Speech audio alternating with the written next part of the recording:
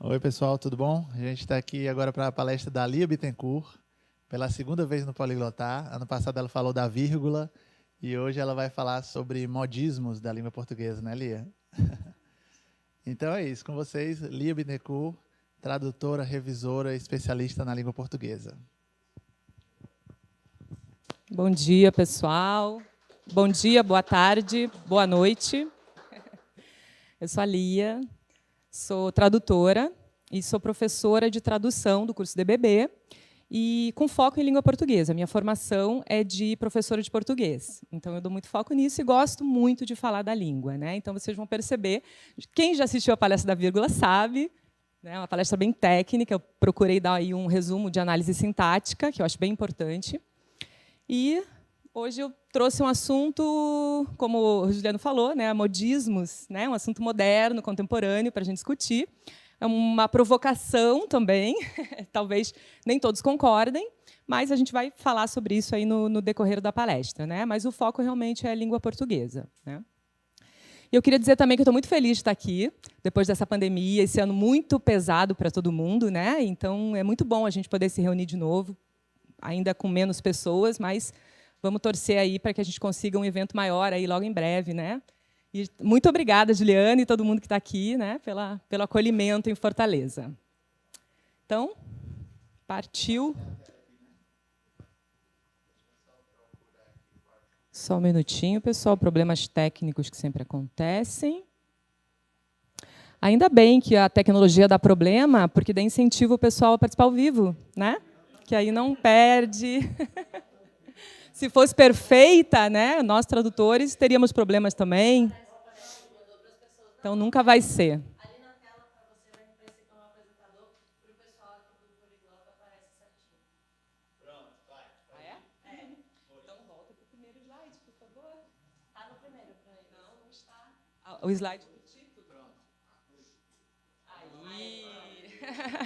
Agora vai, pessoal. Como falei, acontece.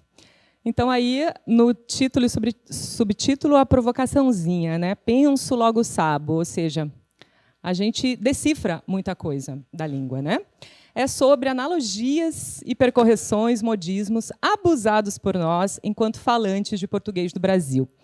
São exemplos aí do que está acontecendo na língua, na fala, né? São marcas de oralidade, e que a gente tem que ter cuidado para não trazer determinadas construções para o texto, né? Então, pode passar o próximo. Aí.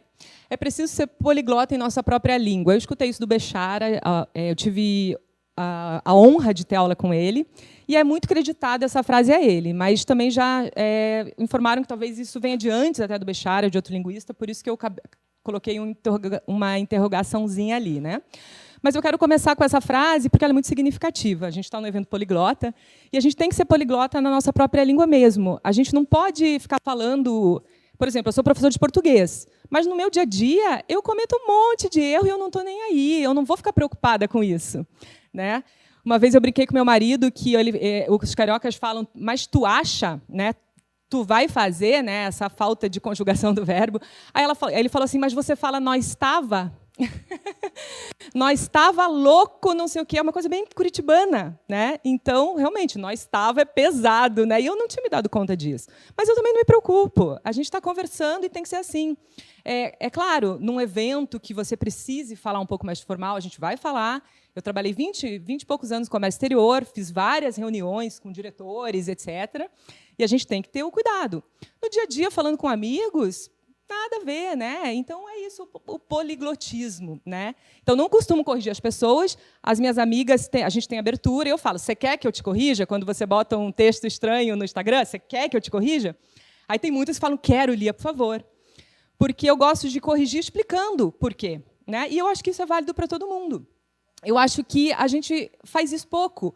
As pessoas acham que não pode corrigir, babaquice da sua parte. Não, a gente precisa conversar sobre a língua portuguesa, porque é a nossa língua materna. Então, eu estou falando aqui para quem trabalha com texto. Tá? O meu foco é esse, é quem trabalha com texto. Eu sou professor de português e eu quero que quem é tradutor, que traduz para o português, melhore. Essa é a minha função como professora. Tá? Então, o meu público é esse. Não tem problema falar nada disso, pode continuar usando, né? Mas eu vou mostrar por A mais B essas questões relacionadas com a língua, né? Uma coisinha mais técnica. Então, não existe preconceito linguístico. Esse é o primeiro ponto de qualquer linguista, de qualquer pessoa que trabalhe com língua. Não existe preconceito linguístico. Nós somos o primeiro que não podemos acatar isso, inclusive os professores de português, né? E eu quero... I want to quote Madeleine Kelly, the next speaker. Yeah, the importance of mastering your first language is this what I'm talking about, right? I'm going to quote in English because this is a polyglot conference, right? Learning your first language well opens up so many doors in terms of employment, as almost everything we do requires writing and comprehension. And it's better if writing is strong and comprehension is deep. Então, eu estou louca para ver a palestra dela também, porque é isso aí.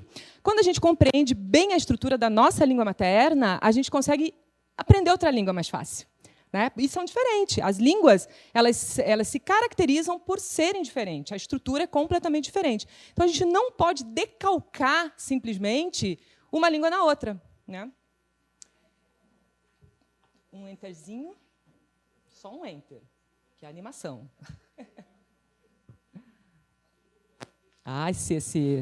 Eu vou botar meu computador, hein, porque eu preparei bonitinho. Então, eu estou falando de norma padrão. Eu gosto muito de usar norma padrão.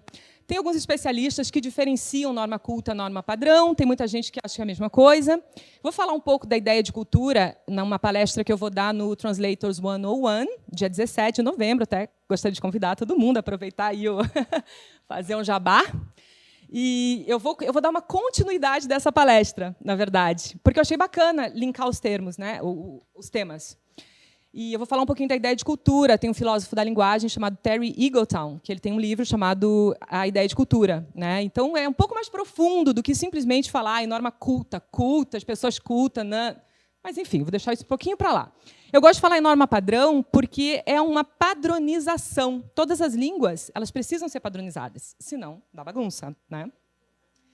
E língua comum a todos os falantes. Isso é a língua, né? Então, se a gente começa a bagunçar demais, ela vai virar outra língua, né?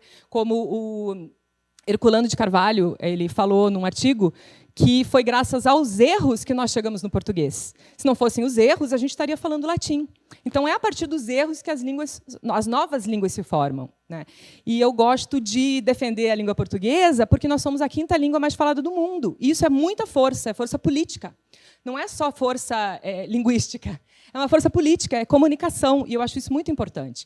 E o Brasil, ele hoje é o que mais fala, né? 80% dos falantes de língua portuguesa estão no Brasil. Só que a perspectiva de aumento de população é que, em 2050, nós sejamos 50% da população falante de português, porque os países africanos estão em crescimento muito grande, né, de população. Então, a gente vai perder esse primeiro lugar para os países africanos.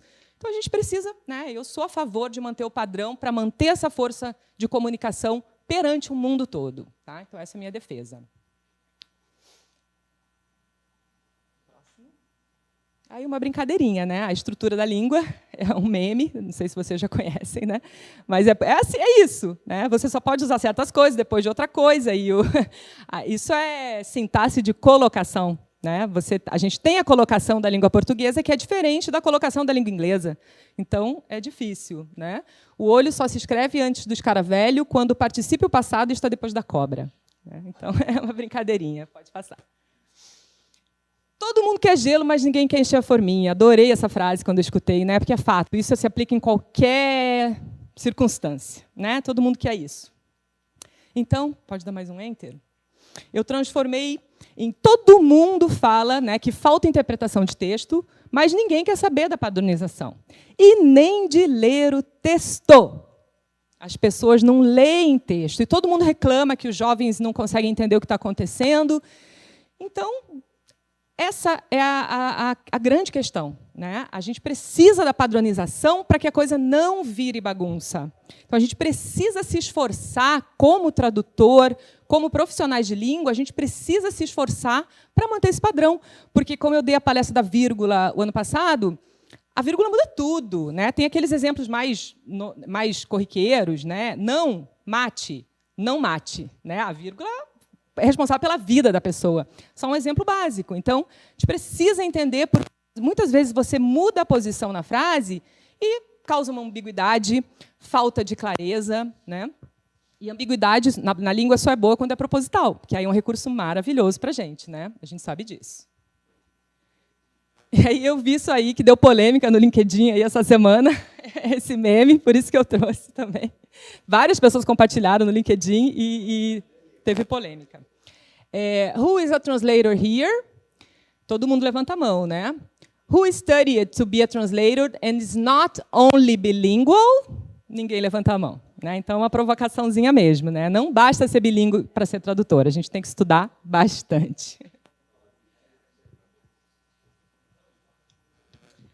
Analogia. Então, começo com a analogia, porque é esse processo de imitação que a gente tem e é o que transforma a língua, né? A gente sabe como que a língua funciona e consegue entender isso daí, né?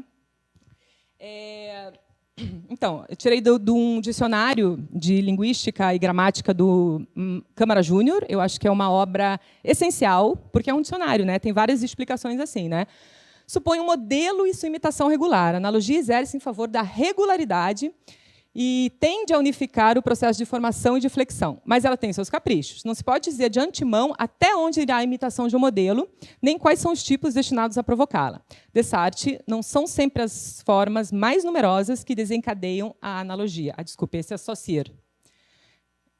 Confundi, o Câmara Júnior é o de baixo. Mas, enfim, né? Analogia pressupõe uma imitação, né? Mudança linguística, em que há uma interferência do plano formal da língua no plano fonológico por causa de associações. Esse é do Câmara Júnior. Então, normal, a gente vive... Pode vir o próximo. Aí é um exemplo de analogia, também outro memezinho, né? Estão conseguindo ler? A person for Iceland is Icelandic. So a person from Thailand is Thailandic. No, a person from Thailand is Thai. So a person from England is Eng. No, a person from England is English. So a person from Switzerland is Switzerlish. No, a person from Switzerland is Swiss. Fuck you and your language. É isso, analogia, né? Ele foi entendendo assim, e é assim que a coisa funciona. E falo palavrão, sim, porque não tenho preconceito linguístico. E palavrão faz parte da nossa língua, né?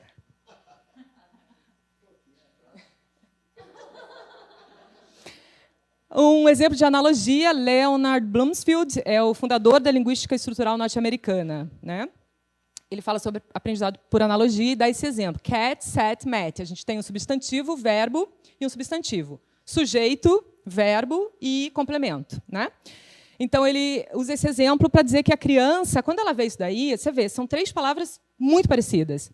Mas a criança ela já vai entendendo o significado, né? Ela entende essa coisa do agent, action, object. E, por analogia, ela testa essas questões e vê que funciona. E, assim, ela aprende a falar, né? Pode ir, Juliana. E aí, por isso que eu usei o penso logo sabo, porque, no nosso exemplo, a criança começa a falar sabo. Por quê? É como, tomo, bebo, choro, sabo. Analogia, né? Para ela entender que tem verbo irregulares, defectivos, ainda vai levar uns 10, 12 anos, né? Trazi, eu trazi. Claro, bebi, comi, prendi, trazi, né? Então, isso tudo é analogia, né? E aí tem a teoria da tábula rasa, de John Locke, que fala que a criança nasce com a tábula rasa, sem nada, né? Diferente do inatismo, que era uma teoria anterior, que diz que a gente já nasce com algumas crenças. A tábula rasa diz que não, a gente não nasce com nada. E tudo, a criança é uma esponjinha, ela vai absorvendo tudo e vai aprendendo, né? Emagreci e engordeci. É válido, né? E isso é muito válido também quando a gente não lembra de algum verbo, de alguma conjugação. Às vezes você usa analogia para se fazer entender, né? Isso é bacana também. E aí, junto com a analogia, entra a hipercorreção. É mais conhecido como hipercorreção do que ultracorreção, apesar que o termo técnico é ultracorreção. É uma equivocação no desejo de falar bem, Ramon Pidal, quando se modifica num indevido intento de correção. Né? Você acha que você vai falar errado, e daí se corrige, mas, na verdade, está certo. E isso normalmente se dá porque você acha feio a forma que está falando, e aí acaba fazendo hipercorreção. E isso é um erro que nós não podemos cometer. Né? Pode resultar de um raciocínio gramatical em falso, de um esforço confuso de resistência a certas tendências para mudanças, no qual se impõe uma solução única a fatos linguísticos diversos. Pode ir, Juliana. Eu só botei aqui do WISE, né? Porque eu achei legal também, que se produz quando o falante estranha e interpreta como incorreta. Né? Em consequência, acaba trocando por outra forma que ele considera correta. Né? Então, só a definição do WISE aí de hipercorreção também. Aí, esses são exemplos que é muito comum, são muito comuns. Né? Fiquei devagando aqui com os meus botões. A pessoa acha que está errado falar devagar, né? Acha que, na verdade, você fez essa pronúncia diferente, você fala devagar, mas, na verdade, estou devagando. Hipercorreção. A manicure tira a cutícula. Normalmente, as palavras que começam com cu, as pessoas tendem a corrigir também, porque acham estranho. U e I é muito engraçado. U e I são as mais comuns de acontecer. Né? Adivinha quem é? Né? Naquela analogia com advogado, as pessoas tiram o I. Né? Isso, na teoria, se chama síncope, quando você suprime um som. Ai, tem um fonólogo aqui. Né? E daí acaba achando que vai falar bonito. Né? Você fala, adivinha, está errado. Adivinha quem é? Pegue ali na bandeja, por favor. Né? Ditongação também é muito caso de hipercorreção. A pessoa acha que precisa. Né? Engraçado que a monotongação é o contrário. As pessoas fazem mais levemente. Né? Um beijo, por exemplo, queijo. Né? Vou escolher aleatoriamente. Olha o I aí de novo. Né? Aleatoriamente. Aí se corrige aleatoriamente. Pode passar. Aí o modismo, né? Modismo eu não peguei nenhuma definição, porque todo mundo sabe o que é. Né? Pode...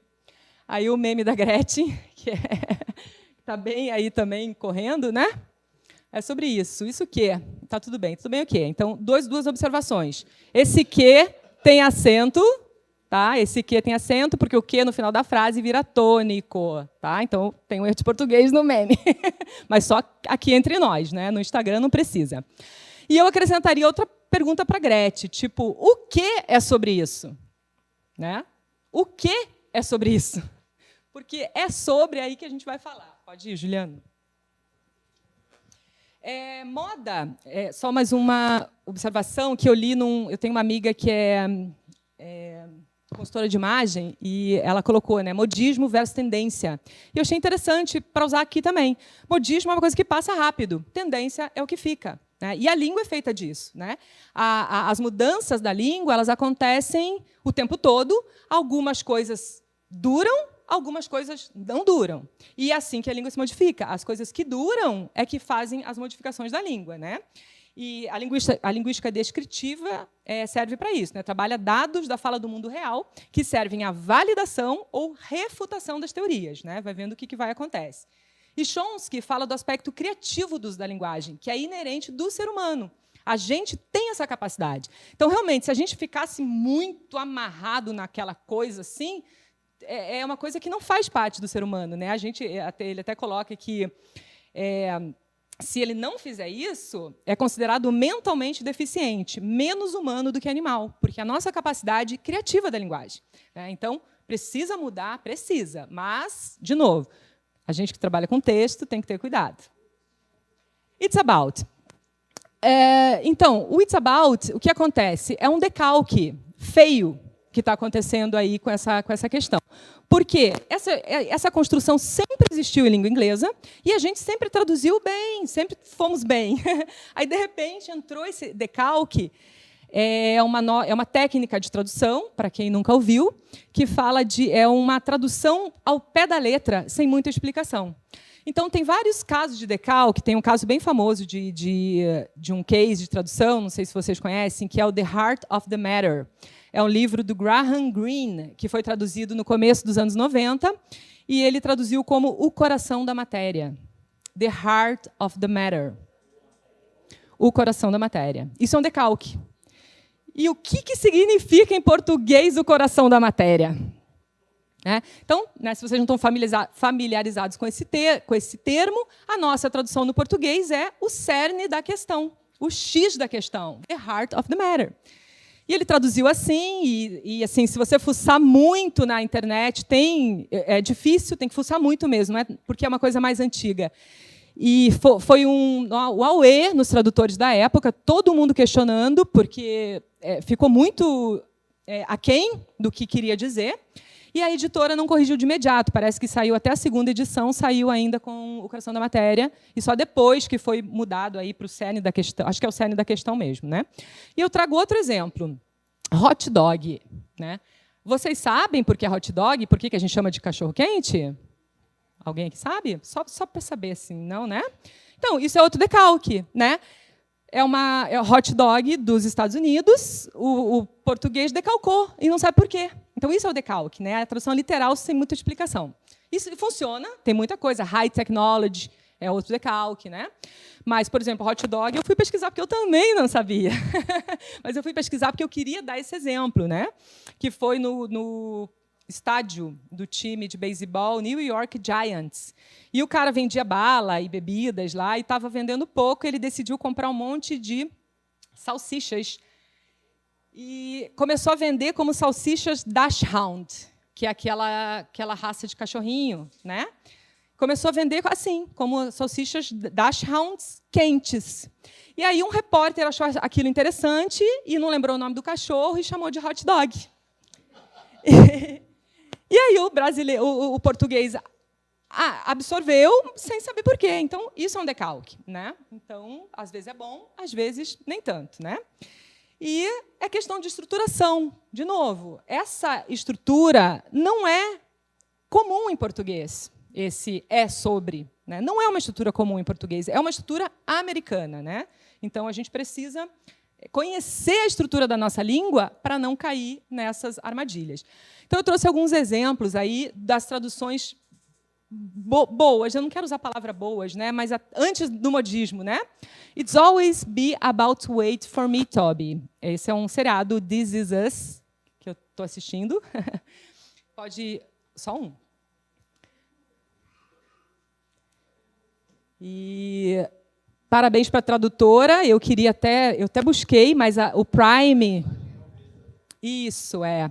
O Prime não bota o nome dos tradutores, e eu sou super tecnológica, eu tiro foto da minha televisão com o meu celular. Mas funciona, O peso sempre será uma questão para mim, Toby. Olha que maravilhoso. Imagine, vai sempre ser sobre o peso para mim, Toby. Horrível a construção. O peso sempre será uma questão para mim. Então, isso, it's about, é questão de... Pode ir mais um exemplo. It's all about money. It's all about the money. Essa frase é super conhecida, E não é tudo sobre dinheiro. Tudo é questão de dinheiro. Pode ir mais um. It's not about you. Também não tem nada a ver, não é sobre você. O que não é sobre você, Não se trata de você nesse momento. Se trata da outra pessoa, então... Aí outros exemplos também com about, About that. Por falar nisso, falando nisso. A gente não tem essa construção, sobre isso. Pode até, eventualmente, acontecer. Mas eu tenho, por falar nisso, falando nisso, e quando aparece num texto about that, a tradução fica muito melhor com por falar nisso. Aí eu pedi para a Isa, é uma ex-aluna do DBB, foi minha aluna, e ela botou isso no Twitter e eu achei muito bom, fiquei orgulhosa orgulho da tia, Ela é tradutora literária, está inserida no mercado. Amo quando aparece It's About em livro que eu estou traduzindo, porque eu sei que é menos um é sobre em um mundo saturado dessa construção horrorosa. Aí eu trouxe Marcus Bagno, eu não sei como pronuncia, então vou falar na fonética brasileira, né? Não sei se é Bagno. Esse texto maravilhoso que eu recebi pela Pretexto, Falsas Elegâncias, é muito bacana. Tem que fuçar um pouquinho na internet, mas ele tem também, né? Ele fala do imperialismo linguístico, né? O brasileiro ele tem essa mania, né, de querer imitar tudo que acontece, né, fora, nos países, né? E hipercorreção com colonização linguística é um problema em dose dupla para a boa produção de textos escritos formais, né? E aí ele dá algumas sugestões, né? Sem sujeito. Por que é sobre? Cadê o sujeito, né? O que é sobre, como eu provoquei, né? Sem sujeito, trata-se de alguma coisa, é uma expressão consagrada. Com sujeito, isso tem relação com, é questão de, diz respeito a, ou às vezes nem sobre, né? Love is about friendship, né? Amor é companheirismo, amor é amizade, não precisa botar esse sobre no meio.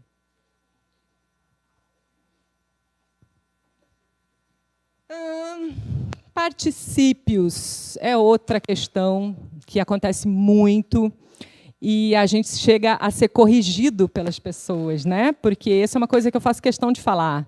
Eu já tinha pagado a conta quando você saiu, e aí a pessoa fala, pago. Né? Te corrige. Né? A gente tem a construção regular dos particípios, que é de onde vem. Ou seja, é regular, então para que usar o irregular, que é mais difícil? Né? Eu botei alguns exemplos aí, que é o que mais usam. Né? A diquinha da professora, né? Ter, haver, particípio longo, particípio regular, ser, estar, particípio curto, particípio irregular. Então, assim, a conta está paga, mas eu tinha pagado a conta, né? Alguns exemplos. E aí, analogias que não funcionam e que as pessoas falam. Quer dizer, esses particípios eles foram nascendo por causa da língua, por causa da fala. Hello, you too. Eles foram nascendo por causa da oralidade, né? E daí a língua foi absorvendo e acabaram virando. Mas, por exemplo, trago. Eu tinha trago o meu computador aqui. E tem muita gente que fala assim, né? Analogia. Né? E o trago ainda não entrou na língua. Né? Exato. Né? Mas como tinha um professor meu, o professor Cavalieri, no liceu, ele é da UF, excelente professor de português do Brasil. Ele fala, a gente não pode dar previsão de língua, esse é um grande erro. Né? Então, também não estou aqui para dar previsão. Daqui a 10 anos, 15 anos, o é sobre pode estar aí nas nossas gramáticas, explicado, né? Quem sou eu. Né? Eu só estou mostrando como que funciona hoje, 2021.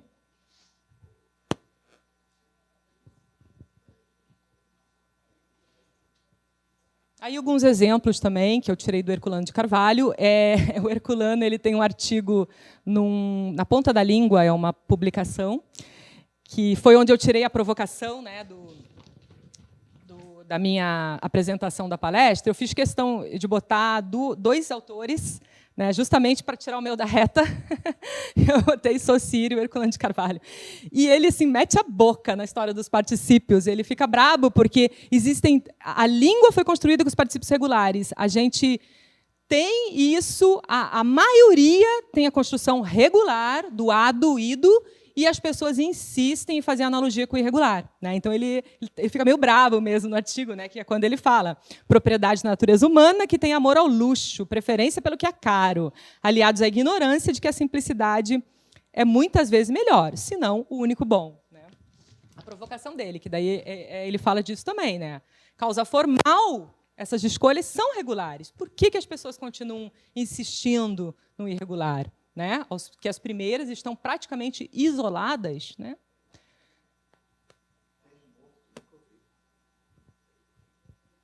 Mas tem gente que fala ter morto, né? Tinha morto. E aí um exemplo que assim, esse me mata um pouquinho cada vez que eu escuto.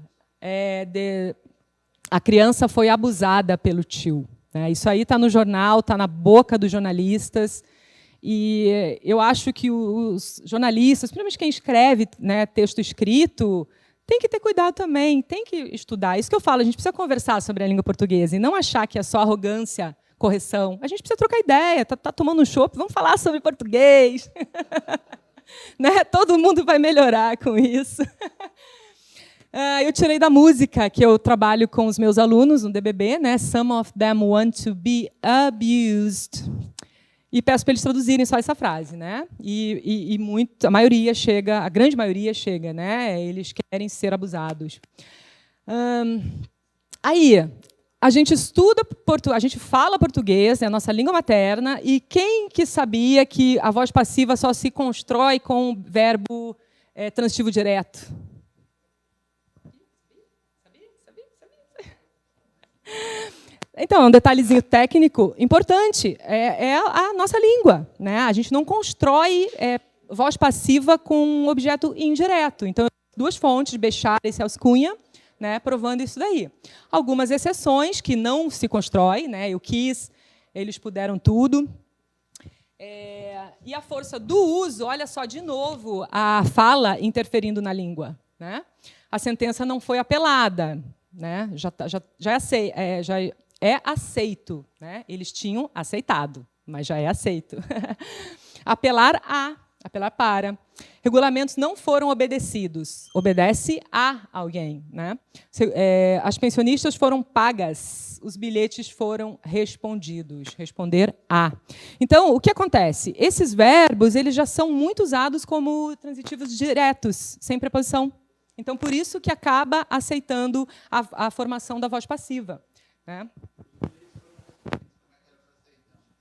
Não era para existir essa questão. Agora, todo mundo fala, respondi a carta. Não, deixa eu usar um... Isso, exatamente, obrigada. Existe a preposição que rege o verbo responder, só que as pessoas falam simplesmente, respondi o bilhete, né? Então, está tendo, por causa dessa primeira construção na voz ativa como objeto direto, acabou virando a voz passiva, né? E hoje em dia acaba acontecendo. Deixa eu ver se eu tenho...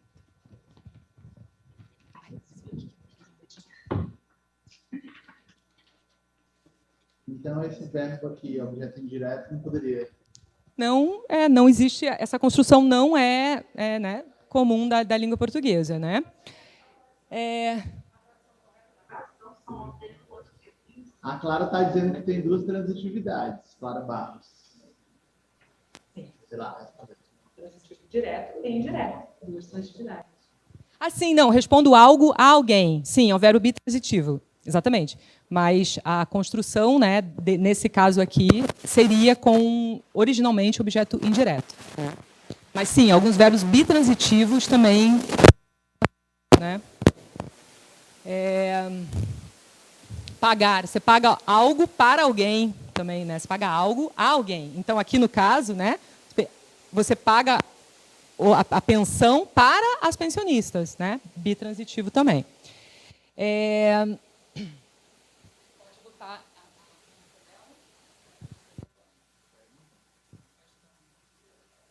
Então, alguns querem sofrer abuso. A tradução.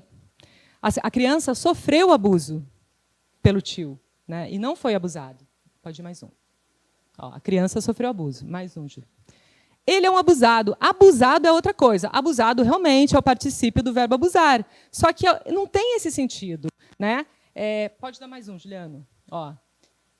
Ela estava vermelha porque tinha abusado do sol. É esse o sentido de abusado, né? Ou que a pessoa que abusa demais. Ele é um abusado. Chegou aqui em casa abrindo a geladeira, né? Então, essa é o sentido do abusado, né? E não essa construção aí horrível. Ela foi abusada pelo pai, né? Pelo tio. A criança sofreu abuso. Agora é uma provocaçãozinha minha mesmo, isso daí. Enquanto...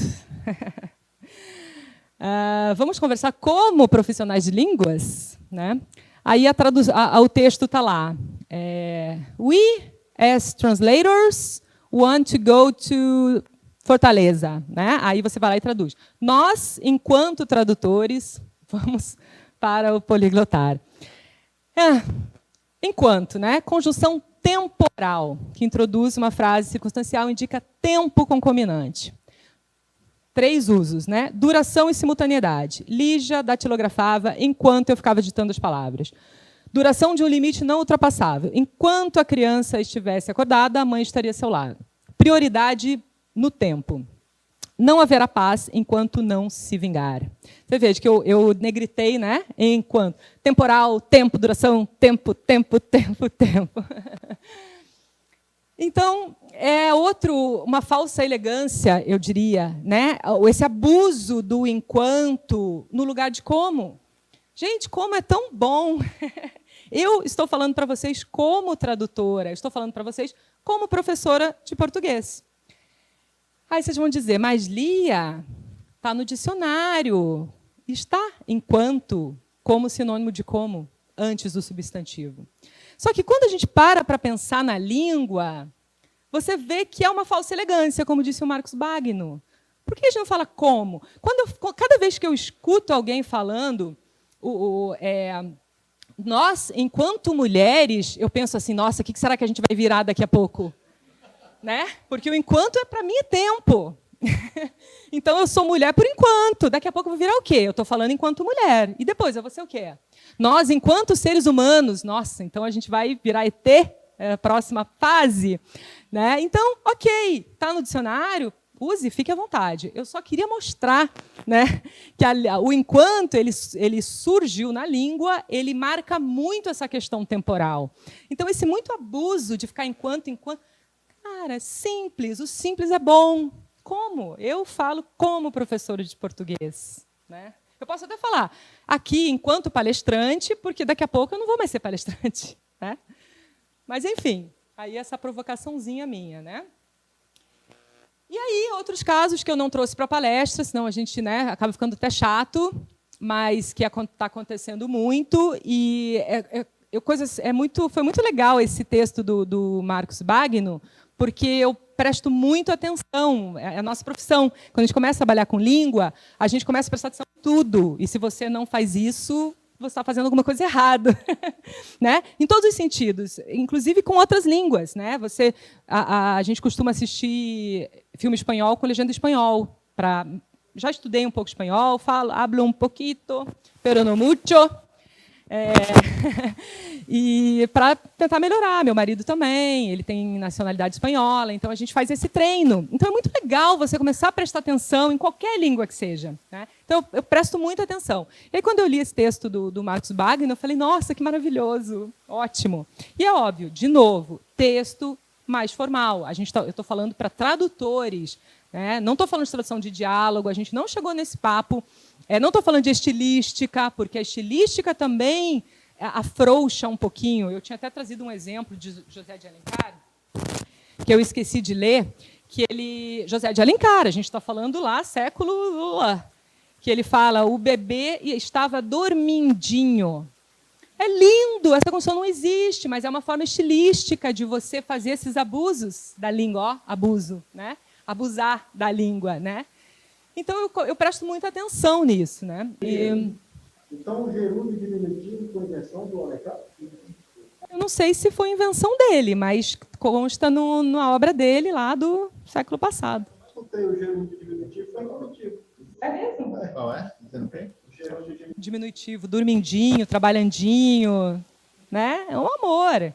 Quer dizer, a gente tem 1000 possibilidades estilísticas para trabalhar. Só que se a gente não domina primeiro a estrutura, a estilística é uma linha tênue entre o erro, né, e você acrescentar alguma coisa na língua.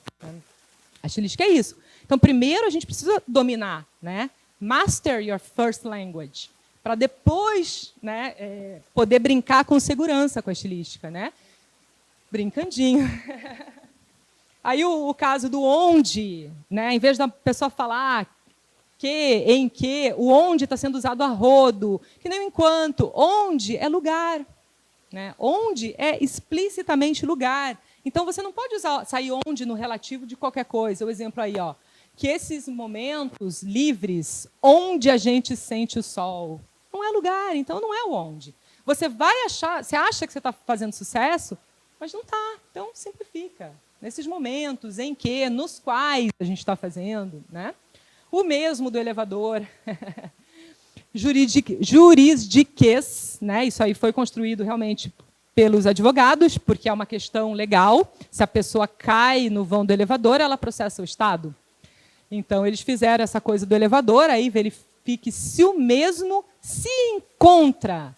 Cara, simples. Antes de entrar no elevador, verifique se ele está no andar. Tá, buf. Ótimo, lindo a língua portuguesa simples. Né? Não. Quiseram, né? O mesmo não tem esse uso recorrente. Aí, falam que a Academia Brasileira de Letras, né, todo mundo é muito culto e são, sei lá, meia dúzia de gato pingado e querem ditar a língua para uma população de 200 milhões. Só que eu não sei se isso tem a ver com o Bechara, mas eles estão muito abertos. Tem um canal direto na ABL, que você pode fazer perguntas, o Bechara responde pelo assistente dele. Né? Isso é muito legal, você ter esse contato. E o Volpe foi atualizado agora em setembro, outubro agora de 2021, e entrou um monte de coisa maravilhosa assim da língua. Então não dá para dizer, não, eles são não sei o quê. Não, eles acatam mesmo o que fala. E aí voltamos à linguística descritiva. Acata se perdurar, né? É apropriado, não é apropriado, né? Mas vai entrando. E o Bechara fala que esse uso realmente não é corrente, mas encontra isso em Machado de Assis, por exemplo. Machado de Assis tem um exemplo que usa os mesmos aí como pronome pessoal, né? Mas não precisa, substitui por ele, né? Simplifica na dúvida, né?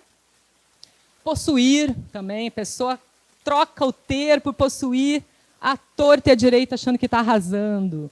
É só a gente pensar possuir de posse, né? Então, beleza, eu possuo um carro, né? Mas eu tenho olhos castanhos, né? Eu possuo olhos castanhos. O atendimento online é tão eficaz quanto o presencial. Apresenta a mesma qualidade, né? Então, essa coisa de ficar trocando simplesmente o ter por possuir é outra né, não chega a ser uma hipercorreção, mas é um modismo, talvez, que você fica achando que está falando bem e nem sempre está. E aí ainda tem flexão do infinitivo, que eu nem botei aí. Flexão do infinitivo, que está super na moda também. Tudo flexiona o infinitivo. Né? Por exemplo, os praticantes têm este cenário para treinar. Qualquer pessoa tem um cenário para treinar. Não, você ouve. Os praticantes têm esse cenário para treinarem. Capacitar os empreendedores a ter maior retorno. Precisa. Enfim, né? Só mais provocações aí, quem sabe para uma próxima vez. Né? Então, eu só queria mostrar pela técnica, né? Eu sou professora de tradução, com foco. Minha formação é língua portuguesa, né? Eu sou professora de português por formação. E, como eu falei, eu gosto de dar essa contribuição para pessoal que trabalha com texto, ficar ligado, estudar, na dúvida, consulta, né? Não tenta enfeitar demais, a simplicidade é muito boa. Claro, se você for traduzir um autor que tem um estilo super rebuscado, aí é outra coisa, mas daí você precisa estudar bastante também para traduzir isso daí. Né? Eu coloquei a biografia, eu gosto de colocar, né, para ver. E, no fim, né, eu estava até pensando sobre isso. Assim, consulta mesmo foram esses 6, 7 livros. Mas pensa, né? É muito mais que a gente pesquisa como tradutor no dia a dia. Né? A gente está sempre... E eu fico aqui com a minha cola, porque eu sou professora e sou tradutora. Eu não sou uma apresentadora ou uma stand-up. Eu preciso de material. Eu estou sempre consultando o tempo inteiro, né? Porque o nosso trabalho é esse, a gente consulta. Não tem como saber tudo, nem como professor, nem como tradutor. E a gente precisa saber onde procurar. Né? Então, muito obrigada. E vamos almoçar.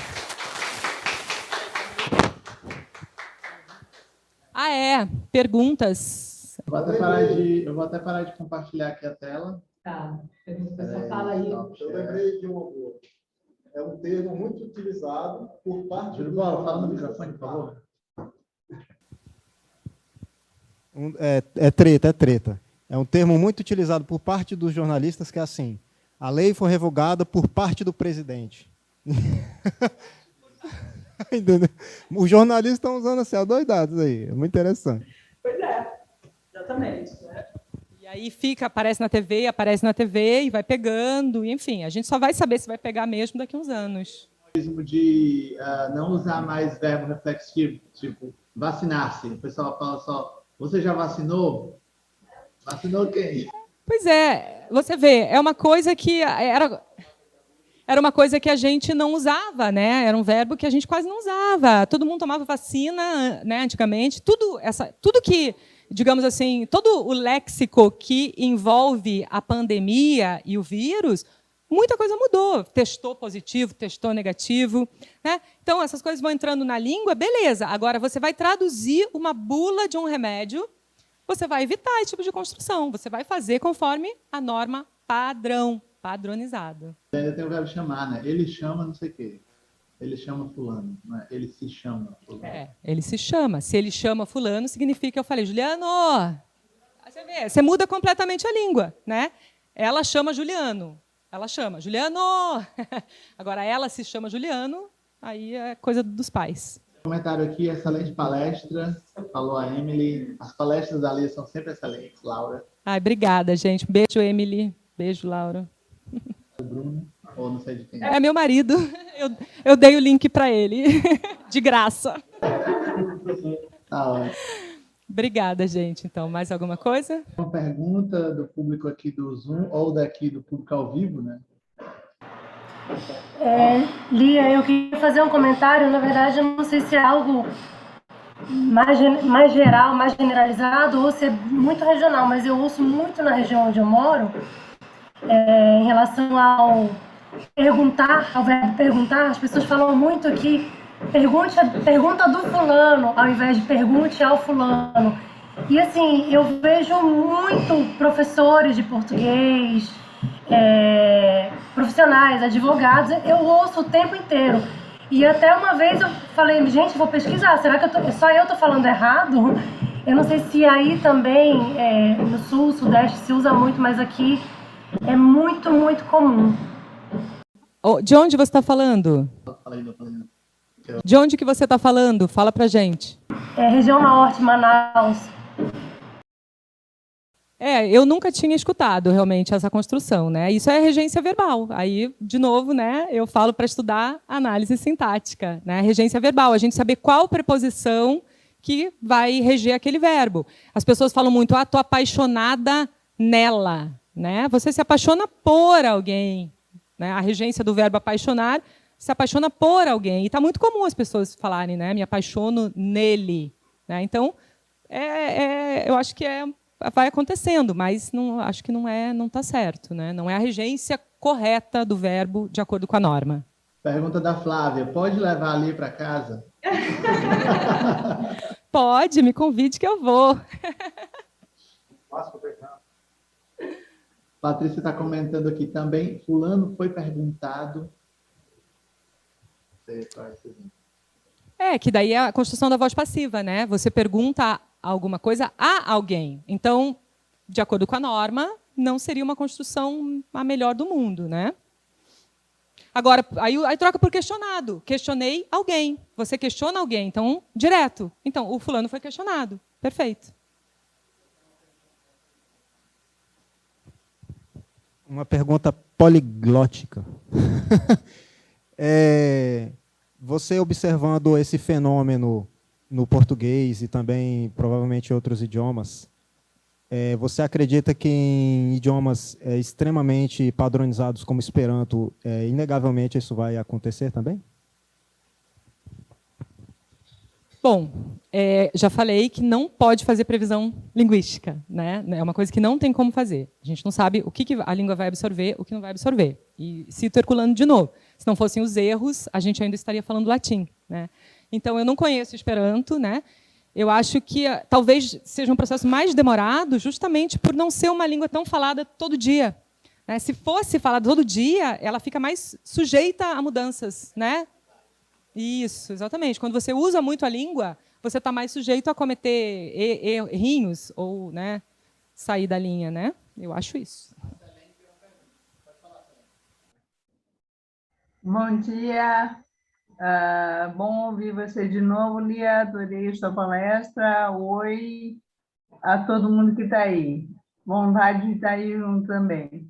A minha pergunta vai nesse caminho. Você acredita que as pessoas vão usar menos a língua, justamente por ter medo de errar, e a gente vai estar... Você falou que não fazer previsão, claro, tá, tudo bem, mas, obviamente, algum sentimento, alguma sensação você deve ter de prever alguma coisa. Como você prevê essa invasão, essa chuva de meme e de encurtamento de expressar uma ideia através de uma cópia de outra língua? Como é que você vê o caminhar? Porque a invasão do americanismo, do anglicismo, né, é óbvia para nós, bastante forte. Como é que você caminha na sua observação nessa área? Educação. A gente está muito carente de educação, né? Eu acho que se tivesse realmente um investimento alto em educação no Brasil, a gente teria melhores professores. Os professores são maravilhosos, gente. Ser professor é muito difícil, né? Mas é a educação. Eu acho que isso parte, né, de gerações, digamos, para consertar, não sei se seria essa palavra, mas a gente precisa de educação. Se a gente tem a nossa língua valorizada, ensinada de forma padrão, né? Se a gente tem isso forte, a tendência é que isso aconteça cada vez menos, eu acho, tá? Minha opinião, não é uma previsão. Porque eu acho, né, meio óbvio, quando a gente entende, é aquela história, cai a ficha. Quando cai a ficha, gente, tudo fica mais fácil, né? Por isso que eu falo, e cito a Madeleine de novo, a importância da gente dominar a língua materna. Quando a gente domina a estrutura, você fica menos suscetível a esse tipo de coisa. Então, a gente está muito carente de educação no Brasil e a tendência é que isso continue muito forte, porque a gente adora tudo que vem de fora, né? A gente não valoriza muito. Então, isso aí acho que vai além da língua, vai além da linguagem. A gente entra num âmbito aí político, filosófico, né? É uma discussão válida, mas essa é a minha contribuição como professora de tradução, né? É abrir os olhos para que a gente evite certas coisas, né? Um comentário da Flávia, ela falou que o R está desaparecendo no final dos verbos. Por exemplo, eu queria estar com você, mas eu queria estar com você, ou vai dar certo, né? Em vez de vai dar certo. Isso o fenômeno chama apócope, né? Quando você é o pagamento do último fonema. Isso sempre existiu, né? Ninguém fala, é muito difícil falar, quero falar com você, né? Não, ninguém fala, nem nunca falou. Agora, nós, como linguistas profissionais, a gente não pode passar isso para o texto. Isso é infinitivo. O infinitivo termina em R, desde que o português existe, vem lá, sei lá, do ablativo, discursivo, não sei muito latim, mas o infinitivo em R vem já do latim. Então, eu acho que a gente não pode, como linguista profissional, sair tacando isso no texto. Mas ninguém fala o último R, né? Vou falar com você. Vamos almoçar? Né? É isso aí. Perguntinhas aqui. Os pronomes neutros, pergunta da Daniela, são vistos como modismo ou como uma possibilidade de mudança na língua padrão? Vamos ter palestra disso mais tarde, hein? Então, eu vou deixar essa pergunta aí para o Juan. 6 horas? 5 horas a palestra do Juan, é meu colega, inclusive, fez especialização comigo. Ele vai falar sobre o gênero neutro. Então, eu vou deixar isso para ele. E, assim, de novo, não temos como prever. A gente está numa mudança social muito forte, né? É uma comunidade linguística, inclusive, muito forte, né? LGBTQI+, acho que é isso, a mais. E a gente precisa levar em consideração, eu acho também, tudo, né? Agora, quando a gente entra na formalização da língua, por exemplo, fazer uma provocação aí para o Juan, não sei se ele está assistindo, né? Eles estão sugerindo o elu, né? Pelo que eu li, né? O elu terminando com u. Aí você pensa pela norma, toda palavra oxítona terminada com u e i, ela é tônica por natureza. Então, se for ler, seria elu, né? Se fosse para ser elu, teria que ter acento no e. Né? Então, eu jogo com a sintaxe. Né? Mas é uma questão, realmente, não tenho muita opinião nessa questão do gênero. Agora a pergunta da Suelen, depois do Maicon. Vai lá, Suelen. É mais uma observação, né? Em relação a essa questão da mudança da língua, É questão como taquígrafa, eu ensino o método de taquigrafia, que é uma escrita rápida através de símbolos, que ela utiliza mais as consoantes, né? A gente taquigrafa os fonemas consonantais. E como a nossa escrita é internética, ela está adquirindo isso. Normalmente você representa a vogal inicial, a final, e o resto é só consoante. Então, é um pouco semelhante ao hebraico, né? Ela está se modernizando e, quem sabe, no futuro até essas vogais vão se apagando, né? E uma coisa que eu acho muito interessante, a gente, quando está aprendendo língua estrangeira, quando falou da questão do ser poliglota na própria língua, né? Quando a gente vai de um estado para o outro, tem muitas expressões que, às vezes, tornam até quase incompreensível, né? E eu me lembro muito da minha irmãzinha, quando era pequena, e filhas de amigas minhas estrangeiras que começavam a conjugar errado. Por exemplo, mãe, está chovendo. Olha aqui quanto é que eu estou quilando. Minha irmã dizia, vamos tomar ingessina. Né? Então, é a construção lógica. E exatamente. Isso é interessante para a gente não ter medo de errar, porque quanto mais a gente erra e tem a chance de alguém corrigir a gente, mais a gente, no futuro, vai acertar. Né? Outra questão que eu ia falar era que eu amo esse tema de língua portuguesa. Eu acho que eu passaria a tarde inteira aqui falando. E tinha uma comunidade no Orkut, já denunciando nossa idade, que dizia, era norma culta. Então, eles diziam, assim, tirando uma onda com quem falava muito rebuscado, já nem me lembro dessa palavra, mas era de uma forma que você falava um ditado popular, de uma forma na norma culta, ou norma padrão, né? E queria que a gente tentasse adivinhar qual era o ditado popular. Aí eu amava. Eram coisas do tipo, solípede de oferenda não se questiona a procedência odôntica. Não se olha os dentes. Rapidinho, só mais duas, que é muito engraçado. Ele dizia, isso é prosopopeia para acalentar bovinos. Então, ele dizia, é um momento em que a fêmea do suíno realiza movimentos circovoluntários com o apêndice caudal. Torce o rabo. Então, eu amava isso. Então, assim, é isso para dizer, para a gente ter o cuidado de não... por exemplo, o extenso, né? Vai dar certo. Eu tenho vontade de sair corrigindo todos.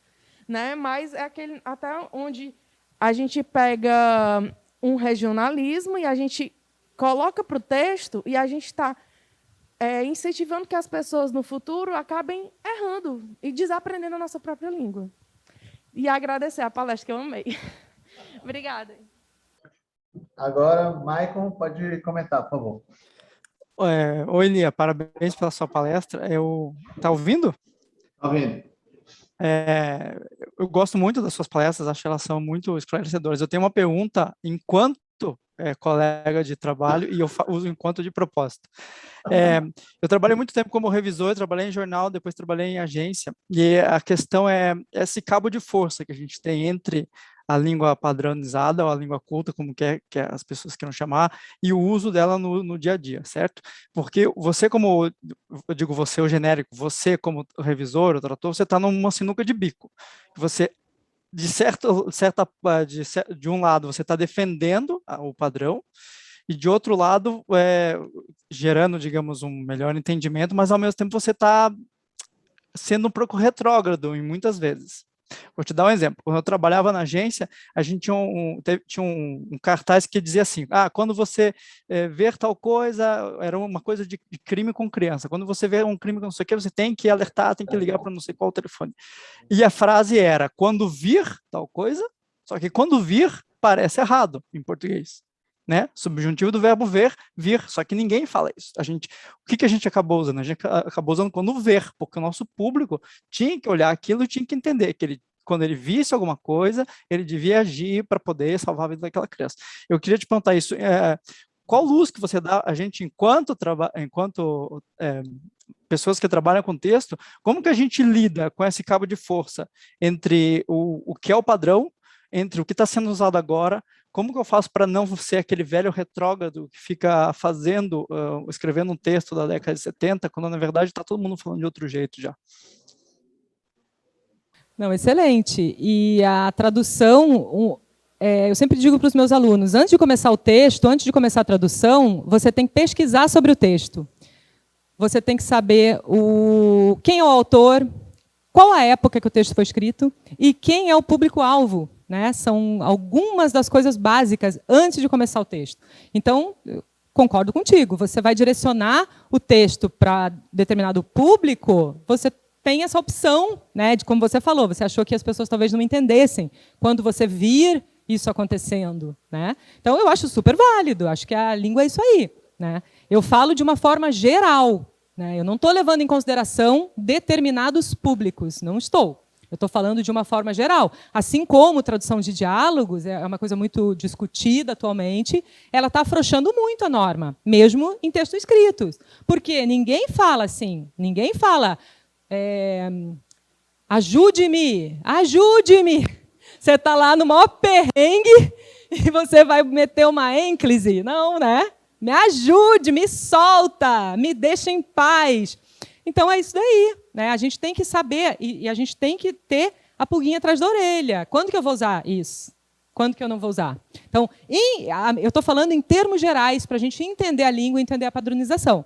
A partir do momento que você tem informação sobre o seu texto, você vai decidir o que você vai usar. Se você vai usar enquanto, se vai usar como. Acho que é por aí. Isso aí até funcionasse no top-down. Ajude-me. Eu acho que lá eles vão falar assim, ajude-me. Então, pessoal, acho que terminou, né? Obrigada.